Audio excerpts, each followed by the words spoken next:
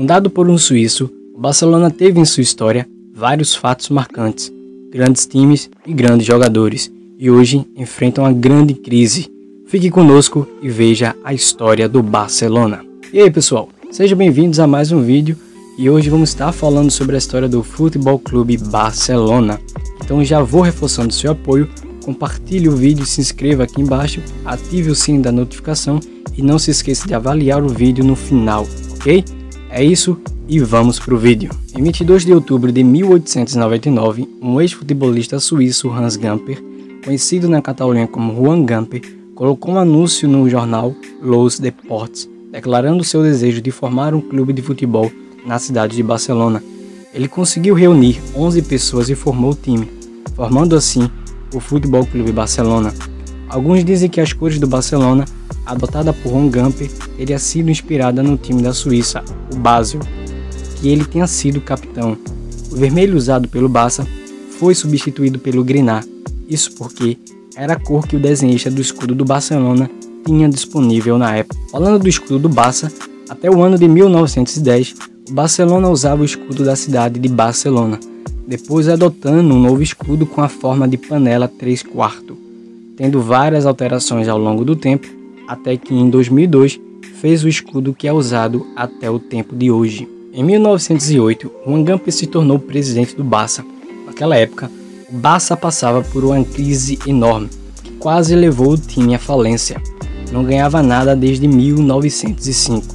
Ele passou 25 anos na presidência do clube, que em 1910 conseguiu conquistar o primeiro título nacional, a Copa do Rei, e levou o Barça para jogar em um novo estádio, que vamos falar mais pra frente sobre os estádios que o Barcelona jogou. Naquela época, a Espanha sofria com uma grande crise política, com uma ditadura no poder. Em 14 de junho de 1925, em uma reação contra a ditadura de Rivera, a torcida vaiou o hino da Espanha e, em resposta, o clube foi fechado por 6 meses e Joan Gamper foi forçado a renunciar à presidência. Depois de tudo isso, o Barça conquistou a sua primeira La Liga em 1928 e não foi muito notada por conta da grande crise política, que até fez um número de torcedores no estádio despencar.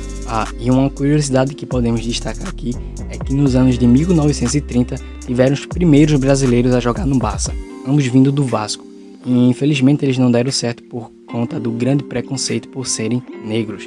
São eles, Fausto dos Santos e Jaguaré, que ficaram apenas na temporada 1931-1932.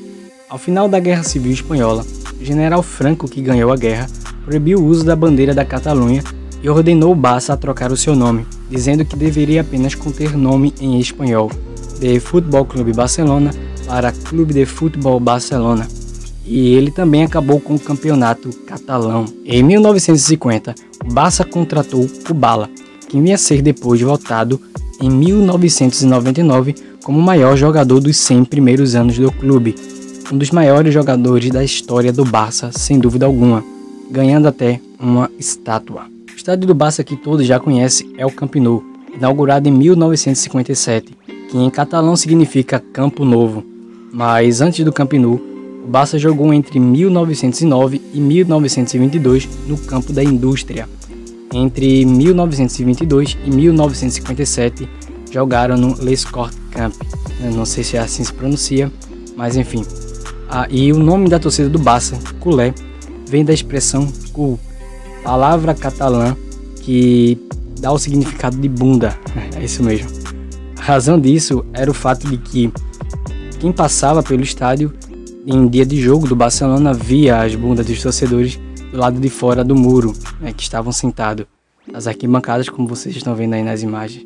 Em 1973, o Barça viu chegar em seu time um jogador que mudaria a história do clube, a lenda Johan Cruyff. E em 1982, foi a vez de Maradona ir jogar no Barça.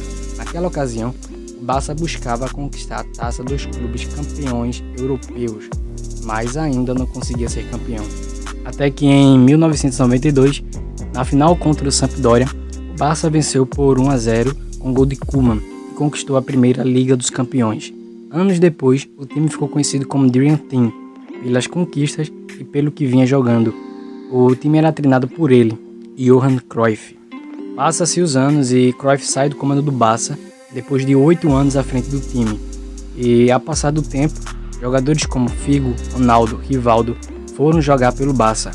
Mas o tempo se passava e o Barça não conseguia impor um bom futebol. Até chegar o ano de 2003, com a chegada de Ronaldinho e o treinador Rijkaard. O Barça viu seu time se reerguer novamente.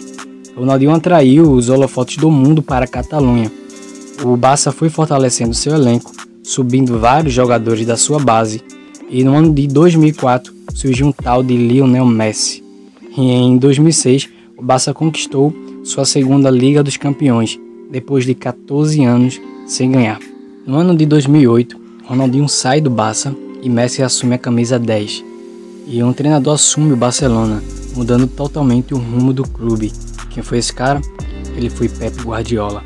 Aí você já sabe, né? Surgiu o famoso tic-tac, o Barça conquistou 6 títulos em uma só temporada, feito que entrou para a história do futebol europeu. A era Guardiola foi um espetáculo. Títulos e mais títulos, uma aula de jogar futebol, até sua saída em 2012. Ele saiu deixando o Barça com mais 2 Champions na galeria, totalizando assim 4 Liga dos Campeões. Pós-Guardiola, o Barça passou por algumas dificuldades, levando até 7-0 do Bayern em agregado na Champions, até a chegada de Neymar em 2013, que no ano seguinte, com a chegada de Luis Suárez, formou o famoso trio MSN, Messi, Suárez e Neymar, que quem viu jogar sabe o quão entrosado aqueles 3 era. E em 2015, o Barça conquistou sua 5ª Champions League e o seu treinador naquela ocasião era o espanhol Luis Enrique.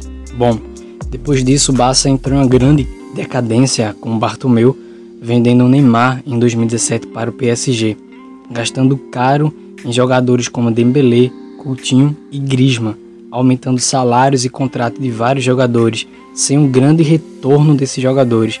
O Barça ia se afundando cada vez mais com o Bartomeu, até que ele foi forçado a renunciar, deixando uma grande dívida atual sobre o clube.